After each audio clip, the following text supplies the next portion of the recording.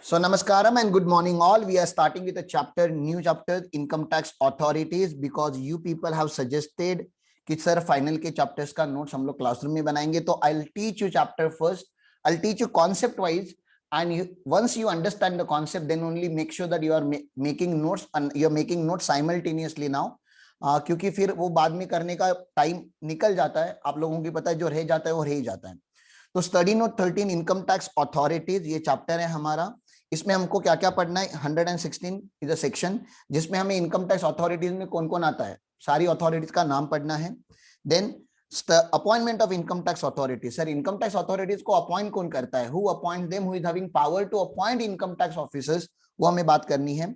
Who is central board of direct taxes, what are the powers and responsibilities of central board of direct taxes, वो भी हमें इस chapter में पढ़ना है.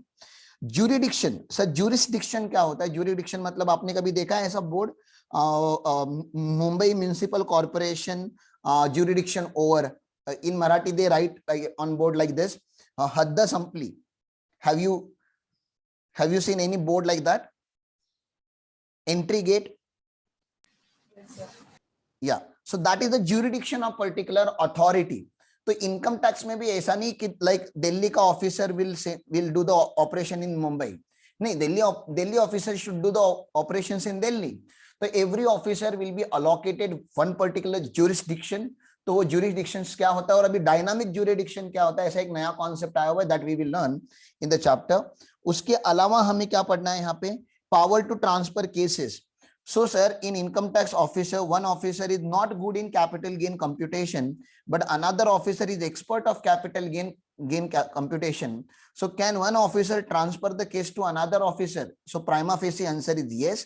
These are the power. There are certain there are certain procedural aspect that has to be followed, but one officer can definitely transfer the case to another officer. Succession of income tax authority. Sir, whenever, see, this income tax authority is also a person. He may die, right? आपका proceeding चालू है, 98% आपका proceeding complete हो चुका था income tax का, and after that he may die. Is it possible? Hello, अरे human being है ना. आपका प्रोसीडिंग खाली 2-4% बचा था. Almost everything was done, but order was not pass, and in that particular moment he has died. He is a human being, or he has retired, or he has transferred. That means he is no more income tax officer. Isn't it possible? बोलो. yes. तो sir उस case में क्या होगा? तो succession मतलब क्या होता है कि पुराने ऑफिसर की जगह पे नया ऑफिसर अभी आ गया, तो सर अभी क्या होगा? तो उसका आंसर यहाँ पे दिया है. अभी क्या होगा, नया ऑफिसर आ जाएगा. तो जो नया ऑफिसर आएगा वो आपकी केस 0 से स्टार्ट करेगा, कि जहां पे पुराने ऑफिसर ने रोकी थी वहां से स्टार्ट करेगा. तो ये पावर जो है ना वो असेसी को हमने देके रखी है, कि असेसी अगर चाहेगा तो आपकी स्टोरी को रीहर्ड किया जाता है. यहाँ पे एक वर्ड अपने को याद रखना पड़ता है, रीहर्ड. कि आपकी स्टोरी को फिर से सुनेगा, आपका जो केस है उसको फिर से सुनने का पावर असेसी के पास दिया है. असेसी बोलता है नहीं नहीं, मुझे फिर से बताने में कोई इंटरेस्ट नहीं है, आपके पास जो डॉक्यूमेंट है वो चेक कर लो, उसके हिसाब से आप बचा हुआ प्रोसीडिंग कंप्लीट करो, मुझको इनकम टैक्स डिपार्टमेंट से जल्दी मुक्ति दे दो. तो वो जो बैलेंस प्रोसीडिंग है खाली उतना ही करेगा. लेकिन असेसी चाहता है कि नहीं नहीं, आधी स्टोरी पढ़ के अगर इसने गलत जजमेंट दे दिया तो मुझे फ्यूचर में प्रॉब्लम होगा. I should have the power to reheard, ठीक है ना, पावर ऑफ रीहियरिंग. तो वो दिया है हमने असेसी को. अभी नया आया है फेसलेस ज्यूरिडिक्शन, इसको ही मैं डायनामिक ज्यूरिडिक्शन भी बोलता हूं, ठीक है ना. फेसलेस ज्यूरिडिक्शन जो भी अभी इनकम टैक्स में हो रहा है, इतना तो आप अग्री करते हो ना कि इनकम टैक्स में आज भी करप्शन हाई लेवल पे होगा. इमेजिन तो करो, आपने कभी किया नहीं, लेकिन करप्शन तो होगा ना. जब असेसिंग ऑफिसर और असेसी दोनों एक टेबल पे मिलेंगे तो करप्शन तो होगा ही ना. यस. तो करप्शन ना हो करके मोदी अंकल और निर्मला आंटी इन्होंने मिलके क्या कर दिया है, फेसलेस ज्यूरिडिक्शन कर दिया है. उन्होंने बोला कि अभी है ना, अभी इनकम टैक्स में असेसी को जाना ही नहीं है. इनकम टैक्स की मेजॉरिटी प्रोसीडिंग जो है ना वो उन्होंने फेसलेस कर दी है. तो जो भी पहले मैनुअल हुआ करता था, 1-to-1 हुआ करता था, अभी वो फेसलेस होगा. उन्होंने एक अलग से प्रोसीडिंग बना के रखा है फेसलेस असेसमेंट का. अमेजिंग प्रोसीडिंग इट इज, ठीक है ना. तो faceless jurisdiction of income tax authorities, और उसकी जैसा ही फेसलेस अप्रूवल भी है, ऑफ अप्रूवल एंड रजिस्ट्रेशन. तो एक नया है, उन्होंने बहुत आगे का एक सेक्शन यहाँ पे ले लिया. आप सेक्शन का सीरीज ही दे सकते हो. 293D नया सेक्शन कोई आया है, उन्होंने यहाँ पे वो कंसिडर किया है. तो ये सारे सेक्शंस को हमें पढ़ना है। तो उसमें का पहला सेक्शन में आपको पढ़ा रहा हूं, इनकम टैक्स अथॉरिटीज 116, ठीक है ना। मुझे पहले पढ़ाने दो प्लीज, कुछ लिखो मत, अभी मैं लिखने का आपको टाइम दूंगा तभी आपको लिखना है। सबसे ऊपर कौन होता है? सीबीडीटी। तो सीबीडीटी के अंडर अथॉरिटी होती है। सीबीडीटी कौन है? हमारा एडमिन बोर्ड है, ठीक है ना। जैसे बैंक्स को रेगुलेट करने के लिए गवर्नमेंट ने आरबीआई बना के रखी है, वैसे ही आप समझो कि इनकम टैक्स को रेगुलेट करने के लिए गवर्नमेंट ने एक बोर्ड बना के रखा है। उस बोर्ड का नाम सीबीडीटी है, central board of direct tax. Sir इसको सेंट्रल क्यों बोलते हैं? क्योंकि ये सेंट्रल गवर्नमेंट का है, स्टेट गवर्नमेंट का नहीं है। उसके अलावा क्योंकि ये खाली डायरेक्ट टैक्स के काम करता है, इसको डायरेक्ट टैक्स बोलते हैं। अगर यही इनडायरेक्ट टैक्स के काम करता तो हम उसको सीबीआईसी बोलते हैं, central board of indirect taxes and customs. तो हम सीबीआईसी की बात नहीं कर रहे, हम सीबीडीटी की बात करें। सर सीबीडीटी के ऊपर कौन होता है? सीबीडीटी के ऊपर कौन होता है? तो यहाँ पे देखो, उसके ऊपर का इन्होंने यहाँ पे नहीं लिखा है, तो ऊपर कौन होता है? तो सबसे ऊपर तो सेंट्रल गवर्नमेंट होता है। So what do you mean by central government? Central government is a combination of different ministries. तो हम जब टैक्सेशन की बात करते हैं गवर्नमेंट के लिए, तो we are talking about ministry of finance, we are not talking about ministry of defence, ministry of corporate affairs, ministry of external affairs, home ministers नहीं, हम उनकी सबकी बात नहीं कर रहे हैं। हम बात कर रहे हैं सर मिनिस्ट्री ऑफ फाइनेंस की, जिसके हेड जो होते हैं फाइनेंस मिनिस्टर्स होते हैं, ठीक है ना। मिनिस्ट्री ऑफ फाइनेंस में भी बहुत सारे डिपार्टमेंट होते हैं, department of investment, department of surveillance, department of expenditure, department of in revenue department, department of revenue. तो हम जब बात कर रहे हो डिपार्टमेंट ऑफ रेवेन्यू की बात करते हैं, क्योंकि taxes are revenue for the government of India. तो ये ऊपर की अथॉरिटीज हो गई, उसके नीचे सीबीडीटी आता है। तो आप समझो कि सीबीडीटी रिपोर्टिंग करता है डिपार्टमेंट ऑफ रेवेन्यू को, department of revenue ministry of finance को रिपोर्टिंग करता है, ministry of finance central government को रिपोर्टिंग करता है, और सेंट्रल गवर्नमेंट फिर जो भी साल भर के टैक्सेस का कलेक्शंस का वगैरह जो रिपोर्ट होता है वो पार्लियामेंट में, लोकसभा एंड राज्यसभा में प्रेजेंट करता है। तो ये लोकसभा एंड राज्यसभा में ये प्रेजेंट होगा। तो ये ऐसा पूरा एक प्रोसीजर चलता है गवर्नमेंट का। इसके ऊपर, इसके नीचे गवर्नमेंट के 3 विंग होते हैं, एक नहीं 3 विंग होते हैं, assessment wing, investigation wing and appeal wing. ये 3 विंग होते हैं, assessment wing, investigation wing and appeal wing. Assessment wing मतलब जहां पे हम और आप लोग इंटरेक्ट कर सकते हैं, हम इन लोगों को मिल सकते हैं। इन्वेस्टिगेशन विंग मतलब ये जैसे वो अपना रहता है ना, आपने मूवीज वगैरह में देखा होगा, रॉ ऐसा कुछ तो अपने साथ पढ़ा होगा, सीआईडी, ठीक है ना।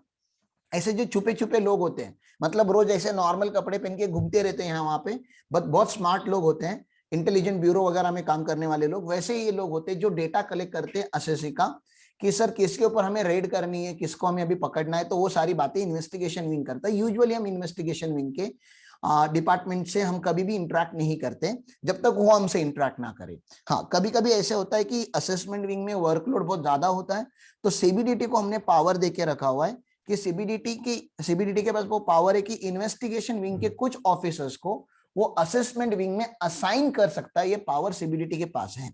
ओके, तो देख लेते हैं कि ऑफिसर्स के नाम क्या क्या होते हैं। सर सबसे सीनियर ऑफिसर जो होता है वो होता है principal director general of income tax. जब मैं डायरेक्टर बोलता हूं तो मैं इसकी बात कर रहा हूं। अब देखो, जब मैं डायरेक्टर बोलता हूं तो मैं इसकी बात कर रहा हूं, पीजीडी, पीडी, जीआईटी,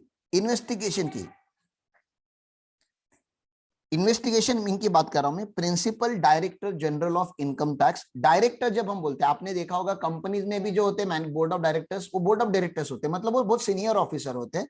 तो हम इनकी बात कर रहे हैं, principal director general of income tax. Actually ये लोग सीनियर नहीं है, मेजोरिटी काम जो होता है ना ये लोग करते हैं। डायरेक्टर जनरल ऑफ डीजी बोलते हैं, आपने कभी मूवीज वगैरह में भी सुना होगा, अरे वो डीजी का बेटा है या वो डीजी की बेटी है, ऐसा कुछ आपने मूवीज, क्रिमिनल मूवीज वगैरह में सुना अगर होगा तो। डीजी मतलब डायरेक्टर जनरल, सबसे बड़ा ऑफिसर। अगर आपने कोई आर्मी का मूवी वगैरह देखा होगा या आपने कोई मूवीज में पुलिस ऑफिसर्स वगैरह देखे होंगे, तो जिसके यहाँ पे मैक्सिमम वो क्या बोलते हैं अपने लेबल्स लगे होते हैं ना, बहुत सारे आपने देखे होंगे, अवार्ड्स यहाँ पे लगे होते हैं, लेबल्स लगे होते हैं। तो सबसे सीनियर ऑफिसर जो होता है, थोड़ा बूढ़ा होता है, थोड़ा सा मोटा सा होता है, वो ऑफिसर जो होता है ना, वो director general of income tax होता है। उन लोगों में जो सीनियर होता है, डीजी भी बहुत सारे होते हैं पूरे देश में, उन लोगों में जो सीनियर होता है बाय एज, तो उसको हम प्रिंसिपल डायरेक्टर जनरल बोल देते हैं। तो ये दोनों के दोनों ऑफिसर सेम ही है, खाली एक जो है वो एज वाइज सीनियर है और एक जो है वो नॉर्मल है।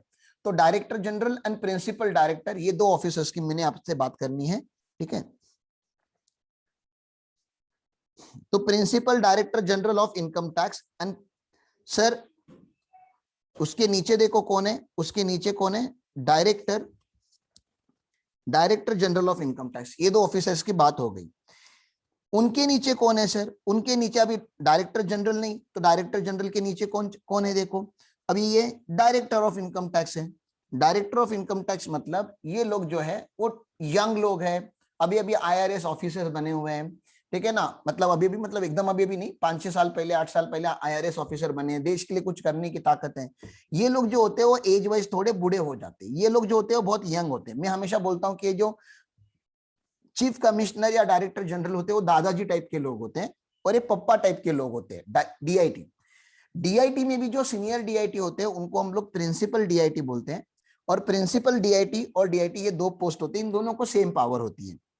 यहाँ पे देखो क्या बोला गया है, director of income tax and principal director of income tax, ये भी अथॉरिटीज मेरी हो गई। सर इनके नीचे कौन होता है, इनके नीचे होता है अपना एडिशनल डीआईटी। एडिशनल डीआईटी का मतलब होता है कि जहां जहां पे काम वर्कलोड बहुत ज्यादा होता है, जैसे मुंबई जैसी सिटी है, वहां पे खाली एक डायरेक्टर से काम नहीं होगा, तो वो बोलता है कि मेरे पास काम बहुत आ गया है, कैन नॉट हैंडल अलोन। तो जब सीबीडीटी को बोलता है कि आई नीड एन असिस्टेंट, तो असिस्टेंट या मतलब मुझे सपोर्ट चाहिए, I can not handle all this matters alone, तो वहां पे एडिशनल डायरेक्टर शायद अपॉइंट भी किया जाएगा, शायद नहीं भी अपॉइंट किया जाएगा। जरूरी नहीं कि एडिशनल डायरेक्टर सब जगह पे हो भी सकता है, नहीं भी हो सकता, वो गवर्नमेंट के ऊपर डिपेंड है। हाँ, उनके नीचे के डायरेक्टर फिक्स है, joint directors, assistant directors and deputy directors. सबसे छोटा ऑफिसर ये होता है असिस्टेंट डायरेक्टर, उससे थोड़ी ज्यादा पावर या सैलरी आप बोल दो डेप्यूटी डायरेक्टर्स को होती है।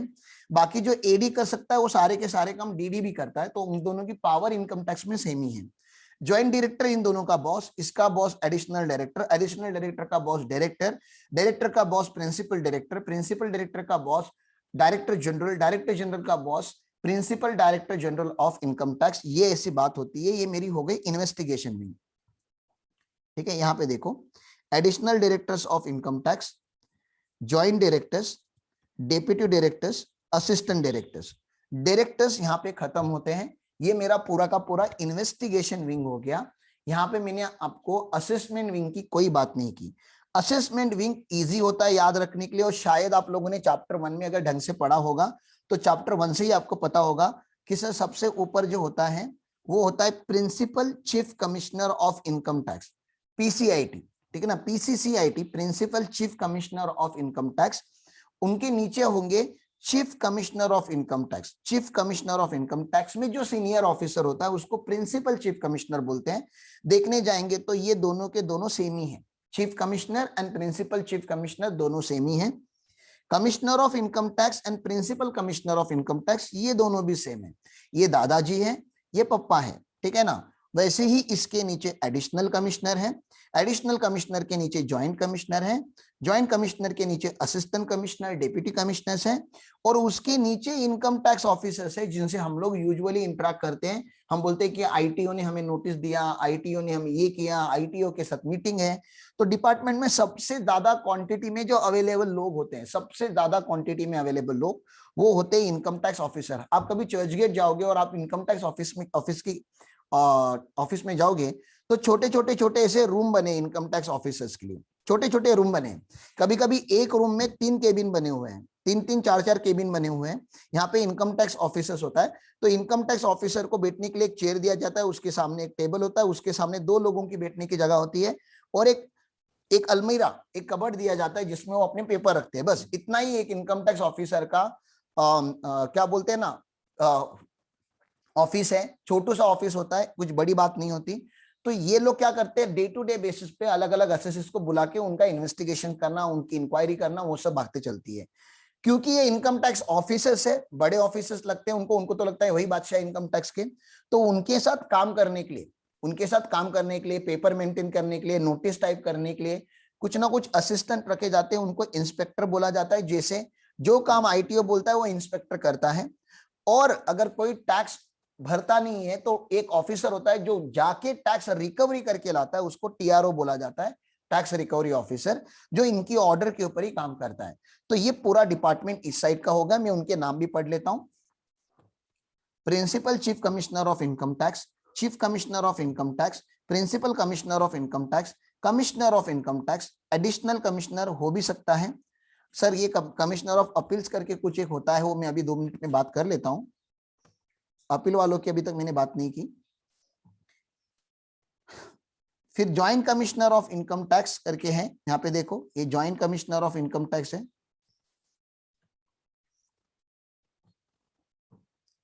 Principal chief commissioner of income tax, chief commissioner of income tax, principal commissioner, commissioner, additional commissioner, ठीक है ना, joint commissioner, deputy commissioner, assistant commissioner, income tax officer, tax recovery officer and inspector. ये ऐसी पूरी यहाँ पे सीक्वेंस इन्होंने लगा के रखी है, ठीक है। अब सर इंपॉर्टेंट बात क्या होती है कि इतने सारे ऑफिसर्स तो आपने बता दिए, पहले मुझे और एक विंग बताने दो, अपील विंग। अपील का भी मैंने आपको बहुत बार बोल के रखा होगा। सर जब भी हमें किसी इन लोगों के अगेंस्ट कंप्लेंट करनी होती, ऐसे नहीं है कि सारे के सारे ऑफिसर सही होते हैं, कुछ ऑफिसर गलत भी होते हैं, कुछ ऑफिसर्स अच्छे नहीं होते। खास करके ये जूनियर ऑफिसर जो होते हैं ना, ये थोड़े ज्यादा करप्ट होते हैं, आप बोल सकते हो। कभी कभी एसएससी के अगेंस्ट कुछ भी भयानक सा नोटिस वो लोग लिख देते हैं, तो sometime they are not good officers, so we have to raise complaint against them. तो किसको रेज कर सकते हैं हम कंप्लेंट? तो उसको हम अपील बोलते हैं। कंप्लेंट रेज करने के लिए अपील बोला जाता है। अपील कभी भी एक ऑर्डर के अगेंस्ट होता है यूजुअली, तो जब भी एक ऑर्डर पास होता है आपके अगेंस्ट, उसके लेके जाके आप अपील कर सकते हो, डायरेक्टली सुप्रीम कोर्ट में जाने की जरूरत नहीं है। तो पहले उन्होंने क्या कर दिया, पहले डिपार्टमेंट ने खुद अपने यहाँ पे CIT क्या बना के रखा है, CIT का फॉर्म क्या होता है, chief commissioner of income tax. लेकिन sir chief commissioner of commissioner of income tax, chief commissioner नहीं, commissioner of income tax. Sir लेकिन कमिश्नर ऑफ इनकम टैक्स तो पहले भी देखा हमने, वो असेसमेंट विंग था, जिसके ब्रैकेट में ए लिखा होता है। ऐसे उनका केबिन होता है और केबिन के डोर पे ये लिखा होता है CIT ब्रैकेट में अपील लिखा होता है। सर ये लोग जो होते हैं ना, इनके यहाँ पे हम अपील करने जाते हैं, और जब इनके सामने हम अपील करते हैं तो ये लोग क्या करते हैं, CIT अपील के ऊपर, CIT अपील जो होता है वो मैटर यूजुअली 90% या 80% मैटर समझ लो CIT अपील खुद ही सॉल्व कर लेता है। जो मैटर सॉल्व नहीं हो पाते CIT अपील से भी, तो CIT अपील जो ऑर्डर पास करता है, और still if you are aggrieved, आप लोग अभी भी खुश नहीं हो, आपको और हायर अथॉरिटी पे जाना है, तो आप जा सकते हो ITAT पे, income tax appellate tribunal. Income tax appellate tribunal ये डेडिकेटेड कोर्ट है, समझो हर सिटी में एक कोर्ट होता है ITAT, तो जहां पे जाके आप इनकम टैक्स के अगेंस्ट कंप्लेंट कर सकते हो, इनकम टैक्स आपके अगेंस्ट कंप्लेंट कर सकता है, दैट इज ITAT। ITAT से भी अगर मैटर सॉल्व नहीं होता तो उसका ऑर्डर लेके आप हाई कोर्ट में चले जाते हो, और हाई कोर्ट से भी मैटर सॉल्व नहीं होता और हाई कोर्ट आपको अलाउ करता है तो आप सुप्रीम कोर्ट में जाते हो। तो ये अपील हायरार्की है। तो अपील हायरार्की का एक ऑफिसर जो होता है CIT अपील, जो डिपार्टमेंट का ही ऑफिसर है लेकिन डेडिकेटली अपील के ही काम करता है, ठीक है। तो ये हो गया वो ऑफिसर। ये देखो, कमिश्नर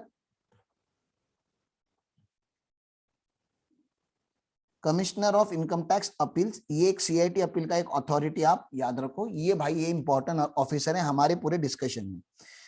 सर आपने इतना सब तो बता दिया, लेकिन हमें जो ऑर्डर आता है तो आप हमेशा बोलते हो कि ऑर्डर AO ने दिया। तो सर ये पूरी हायरार्की में AO कौन होता है? इस पूरी हायरार्की में AO कौन होता है वो आपको बताना पड़ेगा अभी मुझे। Who is AO? क्योंकि AO कौन होता है वो पता होना भी बहुत जरूरी है। तो AO जो होते हैं ना, वो यूजुअली 3 ऑफिसर होते हैं। मैं आपको हाईलाइट करके दिखाता हूँ, जिनको मैं हाईलाइट कर रहा हूँ वो लोग AO होते हैं। सर इनकम टैक्स ऑफिसर एक जेनरिक AO होता है, बाय डिफॉल्ट AO मतलब इनकम टैक्स ऑफिसर।